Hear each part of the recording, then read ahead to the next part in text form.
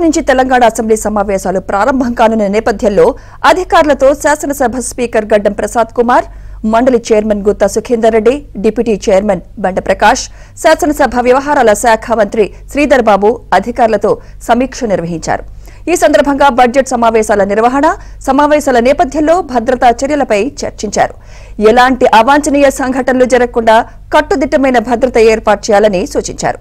కార్యక్రమంలో CS Santhi Kumari, police ఉన్నతాధికారులు పాల్గొన్నారు.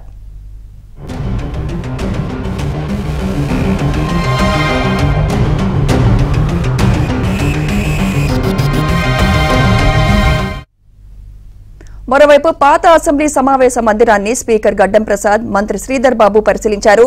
వచ్చే అసెంబ్లీ సమావేశాల్లోగా పనులు పూర్తి చేయాలని ఆదేశించారు. వచ్చే అసెంబ్లీ, కౌన్సిల్ సమావేశాలు పాత అసెంబ్లీలో నిర్వహించే యోచనలో ప్రభుత్వం ఉంది. అసెంబ్లీ పునరుద్ధరణ పనులను వెంటనే పూర్తి చేయాలని అధికారులను ఆదేశించారు.